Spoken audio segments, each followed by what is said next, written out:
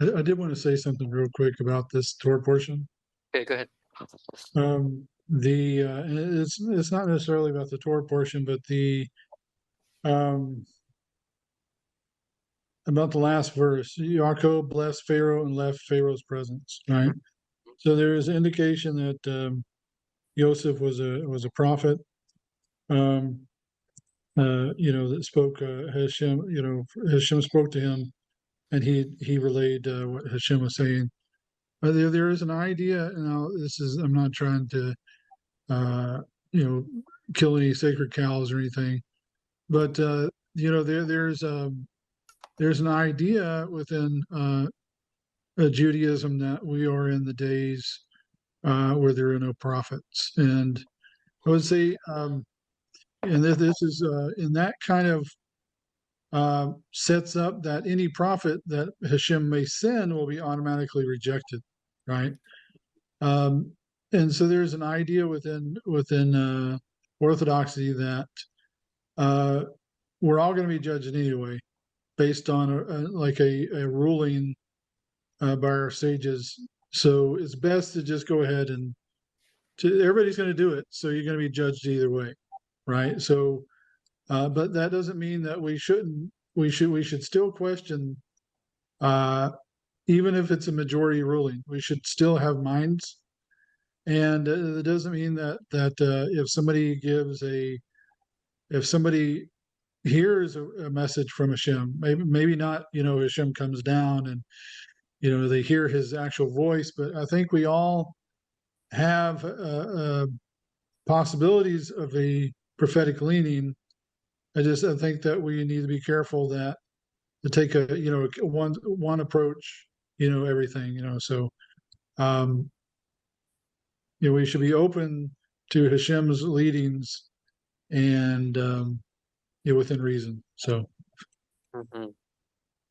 I think there may be the idea that there are no prophets, like prophets in the Tanakh, but Judaism still acknowledges prophecy and that people may be filled with a spirit of prophecy from time to time, especially with many rabbis are believed to have had prophetic utterances and things like that. Yeah, I think it switched, and I think because of that guy, the false Messiah that came and changed our religion. I think that's when they said, no more prophets. Shabbatai Zvi, Mamish. So I think we're still rebuilding from that movement, and I think we're slowly coming. I think that's one of the things that the Messianic movement is kind of helping to repair the blasphemy that was done. Well, another reason why there can't be like a quote unquote prophet is because it was the Sanhedrin that declared who was a true prophet or not. There would be there'd be false prophets and there would be true prophets. And how do we know how would we know who was a true prophet in the end? Well, in the end, it was whoever the Sanhedrin decided to canonize by including it in what is now known as the Tanakh. Since we have no Sanhedrin, there is really no central, governing body in Israel who can say for all Israel, yes, this is a true prophet. We must listen to his teachings, just like we, listen to the teachings of the prophets in the Tanakh. I think it's a good thing.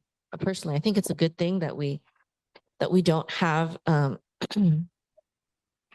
Sanhedrin right now, and that we cannot declare who is a prophet right now, because truly, if we did have a Sanhedrin and it was the majority of Orthodox Judaism, and they had that same authority from Moshe, they would have considered Yeshua a false prophet.